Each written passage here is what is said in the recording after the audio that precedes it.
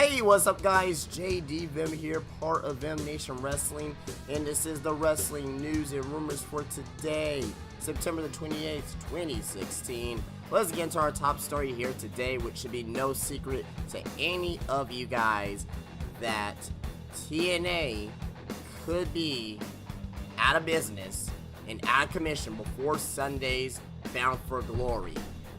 There has been an update that TNA is, their actual company itself is up in the air right now, and that there is a lot of nervous talent at a whole new level of this being the end of TNA wrestling.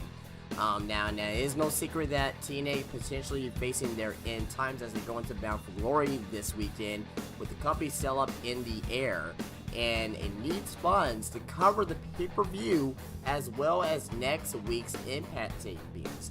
Now, a veteran TNA talent told everyone that he is very nervous about the impending sale. Many TNA talents are used to the uncertainty, but it sounds like it's at a whole new level of concern backstage. Furthermore, some wrestlers who were booked for the Impact tapings next week have their flights and matches canceled. The talent wasn't even sure if there was going to be Bound for Glory this Sunday, as the company is really looking to save as much money as possible.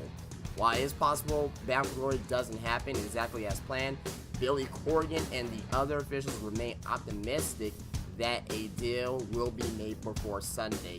So Billy Corgan is being very optimistic on it, as we do know WWE is interested in TNA for the video library and to buy out the contracts.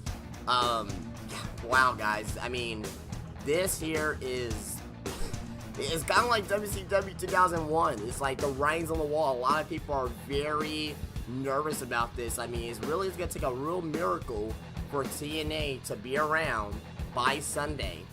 So pretty much Sunday, either we're going to have a Bound for Glory, or it's going to be in WWE's hands, or it's going to be in another company's hands. You know what I mean? And most likely, it probably will be WWE, because, you know, knowing WWE, they want their business. WWE is a business, guys, and I don't want TNA to go away. The wrestling business needs TNA. We need TNA. But if I'm WWE, I'm wanting to buy out TNA just because of the fact that I get to have their video library. I get to show off, you know, guys like AJ Styles, guys like Samoa Joe, you know, guys like Bobby Roode before they came in to WWE and NXT. Instead of, you know, saying, oh, I came from there, or just showing pictures of them in TNA, you can actually now show footage of them being in TNA, because they will own the actual video. They will own the video library. If there's any positives in this, guys, think about it. On the WWE Network, you get to see TNA Impacts, TNA pay-per-views, TNA, you know, everything involved with TNA, all in new, remastered, high-quality definition, guys. I'm talking about stuff from 2002, you know, in the Asylum, you know, when they originally go to the Impact Zone in, you know, 2004, 2005. It is going to be a new, you know, not to take a pun here, but it's going to be glorious if we have that on the WWE Network. I'm sure if there is a positive out of this, we will get TNA on the WWE Network, which is going to be weird as shit. Now, me being a longtime wrestling fan, you know, I've been watching, you know, professional wrestling for, you know, 25 years. You know what I mean? A little bit over 25 years I've been watching professional wrestling. And when WCW went out of business, it was weird. It was weird to see the talent on Raw and SmackDown. It was very weird. But now I'm kind of used to it. I'm getting that same, you know, feeling right now that with TNA being out of business soon, possibly, and that they're going to be on the WWE Network. And that's going to be extra weird, because that we still have a lot of talents that are in TNA, or that was in TNA, like Bobby Roode and Eric Young and Samoa Joe and AJ Styles, guys like that, who will still be on the main roster today, but we can possibly watch them back on the WWE Network as they're still on the main roster today. It's weird, guys. It is so weird if WWE does end up buying out TNA. Now, another question that brought up is like some of the talents. We already know that Matt Hardy and Jeff Hardy, and especially Matt Hardy, of course, has been looked at by Triple H. We know these guys may come back. These guys are, the center and the forefront of, one of the Attitude Era tag teams. Them, Edge and Christian, and the Dudleys. If the Dudleys could come back, I don't see why not the Hardys could come back. You can give, you possibly put, Matt Hardy on, SmackDown, put Jeff on Raw, and, both those guys could be main event players on both shows. You can have the bros separated and have these guys come together as a tag team when necessary. You know what I mean? You got guys over there still like, you got a lot of talent over there. Drew Galloway. Does Drew Galloway want to come back to WWE? Because all these talents are going to get their contracts bought out. Does, Ethan Carr III, will he finally get a shot back in WWE?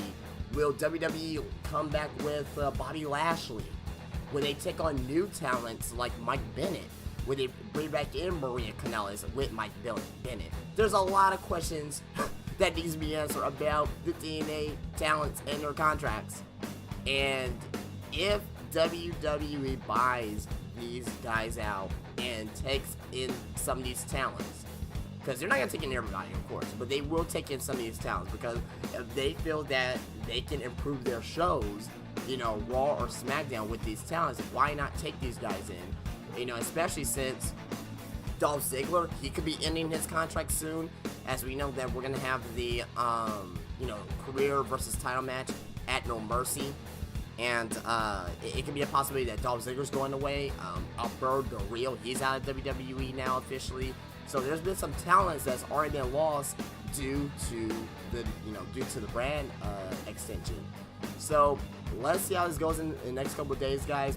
Possibly tomorrow, I am going to get some more news on this. Tomorrow's Thursday, guys. We have to hear something by either tomorrow or Friday in reference to TNA being up for sale, guys. So stay tuned. Definitely stay tuned to my channel, and where I will be, give you the latest breaking news in reference to TNA Impact Wrestling. Hopefully they stay around as an individual company, but if they become bought out by WWE, might as well look at the positive aspect of that.